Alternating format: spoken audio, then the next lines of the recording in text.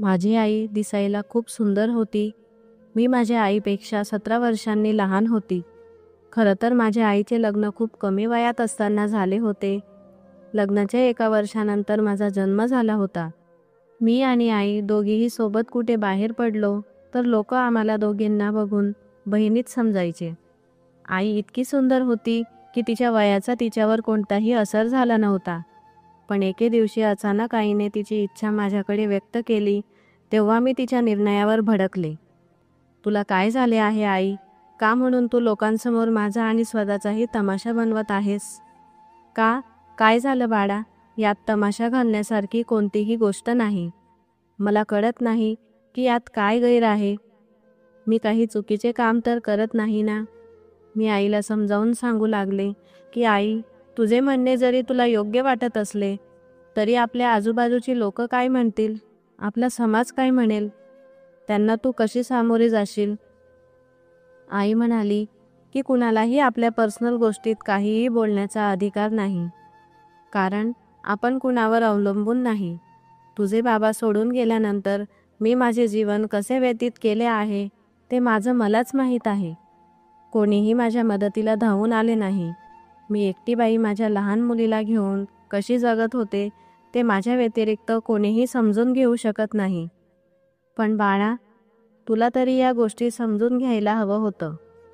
पूर्ण जगाला समजो अगर ना समजो, पण तू तर माझा संघर्ष पाहिलेला आहेस. गोष्ट अशी होती की माझ्या आईने तिच्या दुसऱ्या लग्नाची इच्छा माझ्याकडे व्यक्त केली होती. मी लहान असतानाच माझे बाबा दीर्घ आजाराने आम्हा दोघींनाही सोडून या जगातून निघून गेले होते. बाबा निघून गेल्यानंतर माझी आई मला माझ्या आजीकडे त्यांच्या घरी घेऊन गेली. पण किती दिवस असा माहेरी राहून आपला उदरनिर्वाह केला असता. म्हणूनच मी शाळेत जाण्यालायक झाले तेव्हा आईनेही एका प्रायव्हेट कंपनीत जॉब सुरू केला. माझ्या आईने आई आणि वडील दोघांचेही कर्तव्य पार पाडले होते. असे म्हणणे चुकीचे ठरणार नाही की माझ्या आईने मला वाढवण्यात तिचे संपूर्ण तारुण्य वाया घालवले होते. माझे वय आता 16 ते 17 वर्षे झाले होते, तर माझ्या आईचे वय 33 किंवा 34 वर्ष असेल. दुसरे लग्न करण्याचा माझा आईचा निर्णय काही चुकीचा नव्हता, पण माहीत नाही का मला हा निर्णय कुठेतरी चुकीचा वाटत होता.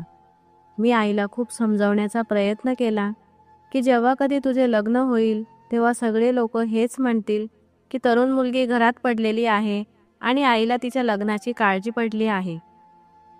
आई मला म्हणाली की मला माहीत आहे की एका बाईचे दुसरे लग्न करणे आपल्या समाजात चुकीचे मानले जाते, आणि तेही जेव्हा तिची तरुण मुलगी घरात असेल. पण बाळा, तू हा कधी विचार केला आहेस का? जेव्हा तू लग्न करून तुझ्या घरी निघून जाशील तेव्हा माझं काय होईल? मी कुणाचे सहारे माझं आयुष्य घालवणार? तू तर कायमची तुझ्या घरची होऊन जाशील. आणि असेही हे लग्न माझ्या स्वतःच्या आनंदासाठी नाही तर तुझ्या भल्यासाठीही करत आहे. मी रागातच आईला विचारले, यात माझं कोणतं भलं होणार आहे? आईने मला समजावत सांगितले की बाळा, भलेही आजच्या मॉडर्न जमान्यात महिला पुरुषांना मागे टाकून पुढे जात आहेत. महिलांना आजकाल घरात पुरुषांची कोणतीही गरज भासत नाही. पण खरं सांगायचं झालं तर एका महिलेच्या आयुष्यात पुरुषाचे असणे अत्यंत गरजेचे असते. जसे एका पत्नीसाठी तिचा पती, मुलीसाठी तिचा बाप किंवा तिचा भाऊ. पण आपल्या घरात ना तर बाप आहे ना भाऊ. या लग्नामुळे आपल्या दोघांचीही आयुष्य सुधारेल. आईने मला कितीही समजून सांगण्याचा प्रयत्न केला तरी मला आईच्या या निर्णयावर चीड येत होती. पण इच्छा नसतानाही मला आईच्या या निर्णयाला मान्यता द्यावीच लागली, कारण मी माझ्या आईपेक्षा तर मोठी नव्हती. ती एक समजूतदार बाई होती. त्यामुळे कदाचित ती जो काही निर्णय घेत होती तो निर्णय खूप विचारपूर्वक घेत होती. मी माझ्या आईला म्हणाली की मला आता त्या व्यक्तीला भेटायचे आहे जो तुझ्या आयुष्यात माझ्या वडिलांची जागा घेणार आहे. काही दिवसानंतर माझ्या आईने माझ्या त्या व्यक्तीसोबत भेट घालून दिली, जो व्यक्ती भविष्यात माझा सावत्र बाप होणार होता. त्याचे नाव अनिल होते. त्याला पाहिल्यानंतर मी आश्चर्यचकित झाले होते, कारण तो व्यक्ती माझ्या आईपेक्षा 2 ते 3 वर्षांनी लहानच दिसत होता. मला माझ्या आईचे लग्न या अनिलसोबत लावून देणे थोडं विचित्रच वाटत होतं. जणू काही तो माणूस माझ्या आईशी लग्न करून काहीतरी कट रचण्याचा प्रयत्न करत असावा. पण अनिल माझ्यासमोर आल्यानंतर खूप प्रेमाने आणि चांगला वागत होता आणि तो माझ्यासोबत खूप चांगलं बोलतही होता. तो मला माझ्या शिक्षणाबद्दल विचारपूस करत होता. माझ्या मनात विचार आला होता की एकदा तरी त्याला विचारू की तो माझ्या आईशी लग्न का करत आहे. पण मी विचारू शकले नाही. तो गेल्यानंतर माझ्या आईने माझं मत जाणून घेण्याचा प्रयत्न केला. मला तर तिचा लग्न करण्याचा निर्णयच चुकीचा वाटत होता. पण माझी इच्छा नसतानाही मी त्यांच्या लग्नाला होकार दिला. काही दिवसांनी आईचे लग्न त्या अनिलसोबत झाले. लग्न अगदी साध्या पद्धतीने पार पडले होते. हे उघडच होते की आमच्याकडून लग्नाला फक्त मीच होते, अजून कुणीही नव्हते. पण अनिलकडून त्याचे काही मित्र आले होते. लग्नाच्या वेळेसही मला काहीतरी विचित्रच वाटत होते. दुसऱ्या दिवशी सकाळी मी उशिरापर्यंत झोपले होते. माझा उठण्याचा मूडच होत नव्हता. आई मला माझ्या खोलीत उठवण्यासाठी आली होती. ती मला म्हणाली की बाळा उठ आणि चल नाश्ता करून घे. मी आईला सांगितले की आई प्लीज माझा नाश्ता माझ्या खोलीतच पाठवून दे. तर आई म्हणाली, बाळा हे तू काय बोलत आहेस? बाहेर अनिलसुद्धा तुझी नाश्त्यासाठी वाट पाहत आहे. मी आईला म्हणाले की मला त्या माणसासमोर जायचे नाही, पण आईने मला बाहेर येण्यासाठी मजबूर केले. म्हणून मी त्याच्यासोबत नाश्त्याच्या टेबलावर जाऊन बसली. अनिलने मला निरखून पाहिले आणि विचारले की काय झालं रोशनी, तुझी तब्येत तर ठीक आहे ना? मी त्यांना म्हणाले की माझी तब्येत ठीक आहे. ते मला म्हणाले की मग काय झालं, तू माझ्यावर नाराज आहेस का? त्यांनी असं विचारताच मी त्यांच्यावर भडकले. मी त्यांना म्हणाली की तुम्ही हे काय बोलत आहात? मी तुमच्यावर नाराज का होईल?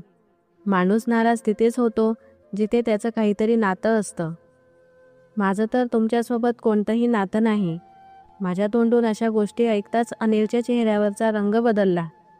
आई मला थोडं रागातच म्हणाली, रोशनी हे तू काय बोलत आहेस? तेव्हा अनिल आईला म्हणाला की असू दे, तिला काहीच बोलू नको. आता ती लहान आहे, हळूहळू सगळं काही ठीक होईल. काही वेळाने मी माझ्या रूममधून निघून गेले. मला आता माझ्याच घरात खूप वेगळं वाटत होतं. मी स्वप्नातही कल्पना केली नव्हती की माझ्या आयुष्यातही अशी वेळ येईल जेव्हा माझे घर मला परके वाटू लागेल. काही दिवसातच आता माझं ग्रॅज्युएशन कंप्लीट होणार होतं. मला भीती होती की आता मी घरात राहून करणार तरी काय. म्हणून मी शिक्षण पूर्ण होताच एका प्रायव्हेट स्कूलमध्ये मुलांना शिकवणे सुरू केले होते की जेणेकरून जास्तीत जास्त वेळ मी घराच्या बाहेरच राहू शकेल. कारण मला अनिलसमोर जास्त यायचं नव्हतं.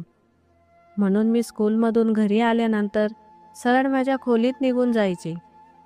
मात्र अजूनही अनिलच्या हेतूचा अंदाज लावता येईल असे काहीही घडले नव्हते. पण का कळत नाही, तो जेव्हा जेव्हा माझ्या समोर यायचा तेव्हा त्याची नजर मला माझ्या शरीरावर फिरताना जाणवत होती. अनिलसोबत लग्न केल्यानंतर आई आधीपेक्षाही जास्त आनंदात राहू लागली होती. आईने मला माझ्या हालवर सोडले होते. माझे दिवस असेच जात होते. पण एके दिवशी एक विचित्रच गोष्ट घडली. मी हे नाही सांगू शकत की हे सगळं आईने जाणून बुजून केलं होतं की ती योगायोगाने घराबाहेर होती. कारण आजपर्यंत आईने मला अनिलसोबत एकटीला घरात कधीच राहू दिले नव्हते. परंतु आज संध्याकाळी ती घरी नव्हती आणि मी माझ्या खोलीत होते. कुणीतरी माझे दार वाजवल्यामुळे मी हैराण झाले होते. मी जेव्हा दार उघडून पाहिले तेव्हा अनिल बाहेर उभा होता. त्यांनी मला विचारले की तुझी आई कुठे आहे? मी म्हणाले की मला नाही माहीत. कदाचित काही महत्त्वाच्या कामासाठी बाहेर गेली असेल. ते मला म्हणाले की तू माझ्यासाठी 1 कप चहा बनवून देऊ शकतेस का? आधी मी विचार केला की मी दार लावून घेते. पण पुन्हा विचार केला की हे चुकीचे आहे. कारण शेवटी एकाच घरात राहायचे आहे. तर आणखीन किती दिवस असेच चालत राहणार? मी अनिलसाठी चहा तयार केला आणि चहाचा कप घेऊन त्यांच्यासमोर गेले. अनिलने हसतच माझे आभार व्यक्त केले. मी चहाचा कप टेबलावर ठेवून माझ्या खोलीत परत जाऊ लागले तर त्यांनी मला थांबवले. ते मला म्हणाले की रोशनी थांब. मी तिथेच थांबले आणि विचारलं की काय झालं? ते मला म्हणाले की तू माझ्यावर नाराज का राहतेस? मी म्हणाले की नाही तर, मी तुमच्यावर नाराज नाही, मला एकांतात राहायला आवडतं. मला म्हणाले की 2 मिनिटं माझ्याजवळ येऊन बस, मला तुझ्यासोबत काही महत्त्वाचं बोलायचं आहे. समोर ठेवलेल्या सोफ्याकडे इशारा करत ते मला म्हणाले. मी त्यांच्यासमोर जाऊन बसले, तर आधी ते थोडा वेळ माझ्याकडे निरखून पाहू लागले. त्यानंतर ते मला हळूच म्हणाले, रोशनी, मला माहीत आहे तुला राग येणे हे स्वाभाविक आहे, कारण तुझ्या आईने दुसरं लग्न करावे अशी तुझी अजिबात इच्छा नव्हती. पण जरा तिच्या जागेवर उभी राहून विचार करून बघ, तिने काहीही चुकीचे केलेले नाही. आणि राहिली माझी गोष्ट, तर मलाही हे कळत आहे की तू मला संशयाच्या नजरेने बघत असतेस. प्रश्न असा आहे की मी तुझ्या नजरेत कसाही असलो तरी पण तुझ्यासाठी कधीही चुकीचा होऊ शकत नाही. माझ्या आणि तुझ्यामध्ये फक्त नावासाठी का होईना पण एक नातं तर आहे. मग कोणत्या गोष्टीला घेऊन तू माझ्यावर इतकी नाराज असतेस? मी म्हणाले, बघा, मला तुमच्यासोबत कोणतंही नातं ठेवायचं नाही आणि माझी तुमच्यावर कोणत्याही प्रकारची नाराजी देखील नाही. तुमचं नातं माझ्या आईसोबत आहे, माझ्यासोबत नाही. एवढं बोलून मी तिथून माझ्या खोलीत निघून गेली. एक दिवस माझी आई मला म्हणाली, रोशनी, अनिलने तुझ्यासाठी एक स्थळ पाहिले आहे. मी रागातच म्हणाले, अच्छा, आता हे सगळं करून ते माझ्या जवळ येण्याचा प्रयत्न करत आहेत. आई मला म्हणाली की रोशनी, तुला नक्की काय झालं आहे? तू अनिलबद्दल असा विचार का करत असतेस? तो खरंच एक खूप चांगला माणूस आहे. मी आईला म्हणाले की आई, जर मला लग्न करायचं असेल तर मी स्वतः माझ्यासाठी स्थळ शोधून घेईन आणि लग्नही करून घेईन. तुम्हाला माझ्या लग्नाची काळजी करण्याची काहीही गरज नाही. त्या दिवसापासून आईने सुद्धा माझ्या लग्नाबद्दल माझ्यासोबत कधीही कोणतीही गोष्ट केली नाही. भलेही अनिल माझ्या आईचा दुसरा पती होता, पण त्याने सांगितलेल्या ठिकाणी मला अजिबात लग्न करायचे नव्हते. मला माहीत होतं की कदाचित ही अनिलची एक नवीन चाल असू शकते. त्याच्यासारख्या माणसांना मी चांगल्या प्रकारे ओळखून होते, म्हणून मला प्रत्येक पाऊल सांभाळून टाकायचे होते. पण प्रश्न असा होता की मी अजून किती दिवस अशा घरात राहणार? मला तर लग्न करायचे होते आणि तेही खूप लवकर. आता माझ्या मनात हा प्रश्न होता की मला लग्न करायचं आहे, पण कुणासोबत करू? माझा तर कोणी बॉयफ्रेंडही नाही आणि कोणासोबत खास ओळखही नाही की त्याच्यासोबत मी लग्न करू शकेल. मी याच विचारात होती की अचानक मला कोणीतरी भेटले. ज्या शाळेत मी शिकवत होते त्याच शाळेत एक मुलगा आला, जो माझ्यासारखाच एक टीचर होता. दिसायलाही खूप सुंदर होता. त्याचे नाव राहुल होते. हळूहळू मी राहुलला पसंत करू लागले आणि कदाचित तोही मला पसंत करू लागला होता. हळूहळू आमच्या दोघांमध्ये घट्ट मैत्री झाली आणि मैत्रीनंतर प्रेम. प्रेमानंतर गोष्ट आमच्या लग्नापर्यंत पोहोचली होती. पण मला राहुलपासून काहीही लपवायचे नव्हते. मला माझ्या घरच्या परिस्थितीबद्दल त्याला सर्व काही सांगायचे होते, कारण तो एक खूप चांगला माणूस होता आणि माझ्या घराच्या परिस्थितीबद्दल त्याला नंतर कळावे आणि माझ्यामुळे त्याचे मन दुखावेल अशी माझी अजिबात इच्छा नव्हती. म्हणून मी स्वतःच एक दिवस माझ्याबद्दल सर्व काही त्याला सांगायचे ठरवले. आणि मग एक दिवस राहुलला विचारले की तुला माझ्या बॅकग्राऊंडबद्दल माहीत आहे का? माझ्या घरची परिस्थितीबद्दल माहिती आहे का? मी कुठे राहते, मी कुणाची मुलगी आहे आणि कोणत्या कुटुंबातील आहे? राहुल मला म्हणाला की रोशनी, मी फक्त तुला ओळखतो. मला तुझ्या बॅकग्राऊंडबद्दल जाणून घेण्यात काहीही रस नाही. मी म्हणाले की तरीसुद्धा तुला माझ्याबद्दल जाणून घेण्याचा पूर्ण अधिकार आहे, कारण माझ्याबद्दल तुला जर नंतर काही कळाले आणि त्यामुळे तुझे मन दुखावले तर मी स्वतःला कधीही माफ करू शकणार नाही. राहुल मला म्हणाला की ठीक आहे, तुला सांगायचं असेल तर तू सांगू शकतेस. मी त्याला माझ्या आईच्या दुसऱ्या लग्नाबद्दल आणि अनिलच्या स्वभावाबद्दल सगळं काही सांगितले. हे सगळं ऐकून सुद्धा राहुलच्या स्वभावात कोणताही फरक जाणवला नाही. उलट त्याने मला समजावून सांगितले की रोशनी, काय झालं, तुझ्या आईने दुसरे लग्न केले आहे तर दुसरं लग्न करणे हा कोणताही गुन्हा नाही. जर तिच्या जागेवर राहून विचार करून बघ. मी राहुलला म्हणाले की मला आईच्या दुसऱ्या लग्नाबद्दल तर काहीच प्रॉब्लेम नाही. प्रॉब्लेम आहे तो त्या अनिलसोबत. माहीत नाही का जेव्हाही मी त्याच्यासमोर जाते तेव्हा तो मलाच खालीवर बघत असतो. राहुल म्हणाला, रोशनी, तू काहीतरी जास्तच विचार करत असतेस. कदाचित म्हणून तुला असे वाटत असेल की ते तुझ्याचकडे बघत आहेत. असेही असू शकते की ते तुझ्याकडे त्या नजरेने बघतच नसतील. तुझा बघण्याचा दृष्टिकोनही चुकीचा असू शकतो. फक्त तू स्वतःचा दृष्टिकोन बदल. बघ, कदाचित सगळं काही ठीक होईल. राहुलने मला खूप समजावले आणि म्हणाला, रोशनी, तू मला खूप आवडतेस. मी काही दिवसातच माझ्या घरच्यांना तुझ्या घरी मागणी घालायला पाठवतो. मी त्याला म्हणाले की माझ्याबद्दल जाणून घेतल्यानंतर तुझ्या घरचे लोक तुझं लग्न माझ्यासोबत करून द्यायला तयार होतील का? तो म्हणाला, रोशनी, तू हे सर्व काही माझ्यावर सोडून दे. काही दिवसानंतर राहुलने त्याच्या घरच्यांना माझ्या घरी पाठवून दिले आणि त्यांना भेटून माझी आईसुद्धा खूप खुश झाली. काही दिवसानंतर आमच्या दोघांची एंगेजमेंट झाली आणि एंगेजमेंटच्या काही दिवसानंतर आमचं लग्नही झालं. मी माझ्या सासरी आली. राहुलच्या घरी आल्यानंतर मी सुखाचा श्वास घेतला होता, कारण अनिलसारख्या माणसाच्या तावडीतून मी सुटले होते. माझ्या सासरी सर्व लोक खूप चांगले होते. त्याच्या घरचे खूप मोठे बिझनेसमॅन होते.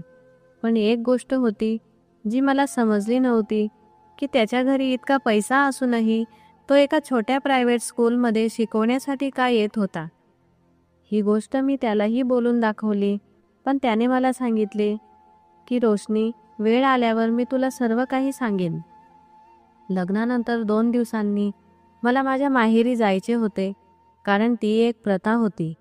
पण माहीत नाही का मला माझ्या माहेरी जाण्याची अजिबात इच्छा नव्हती. आईशिवाय माझं तिथे दुसरं कोणीही नव्हतं. त्यामुळे मी राहुलला म्हणाले की मला आता माहेरी जायचं नाही. आपण आईलाच अन्य कोणत्या तरी दिवशी इथे बोलावून घेऊ. त्याने मला समजावून सांगितले की रोशनी, ही एक प्रथा असते. प्रत्येक मुलीला आपल्या माहेरी जावंच लागतं. त्यामुळे तुलाही जावंच लागेल. अच्छा, ठीक आहे. मी तुझ्यासोबत तुझ्या घरी यायला तयार आहे. त्यामुळे राहुलसुद्धा माझ्यासोबत माझ्या माहेरी आला. आई मला पाहून खूप खुश झाली. मी सुद्धा आईला मिठी मारली. पण मी अनिलसोबत एका शब्दाने काहीच बोललेसुद्धा नाही. अनिल नात्याने माझे सावत्र वडील होते, पण मी त्यांच्यासोबत कोणतेही नाते ठेवले नव्हते. मला त्यांचा खूप तिरस्कार होता. थोडा वेळ बसल्यानंतर मी आईला सांगितले की आई, मी आता निघते. तेवढ्यात अनिलने मला थांबवले आणि विचारले की रोशनी, जरा थांब. मला तुला एक गोष्ट विचारायची होती. मी म्हणाले की बोला. त्यांनी मला विचारले की तू राहुलसोबत खुश तर आहेस ना? मी खूप मोठ्या ॲटिट्यूडमध्ये म्हणाले की हो, मी खूप खुश आहे. ते म्हणाले की रोशनी, हा आनंद तर मला तुला द्यायचा होता. मी त्यांच्याकडे बघत म्हणाली की काय? अनिल म्हणाला की हो रोशनी, हे तेच स्थळ आहे ज्या स्थळाविषयी तुझ्या आईने तुला एकदा सांगितले होते. राहुल माझ्या मित्राचा भाऊ आहे आणि हे स्थळ मी तुझ्यासाठी शोधले होते. पण जेव्हा तू मी सांगितलेल्या स्थळाला नकार दिला तेव्हा आमच्या प्लॅनिंगनुसार राहुलला आम्हीच तुझ्या शाळेत शिकवण्यासाठी पाठवले होते. त्याने कदाचित तुझा फक्त फोटो पाहिला होता आणि तो तुझ्या प्रेमात पडला होता. पण मला माहीत होतं की तू मी सांगितलेल्या मुलाशी लग्न करणार नाही. रोशनी, मी सावत्र जरी असलो तरी तुझा बाप आहे आणि मला हेही माहीत होतं की तू माझ्यावर शकच्या नजरेने पाहतेस. रोशनी, तुझं विचार करणं हे काही चुकीचं नव्हतं, पण ही गोष्ट जाणून घे की आपल्या समाजात अजूनही माणुसकी शिल्लक आहे. सर्वच सावत्र बाप खराब नसतात. हे सगळं ऐकून माझ्या डोळ्यात अश्रू आले होते. अनिलने प्रेमाने माझ्या डोक्यावर हात ठेवला.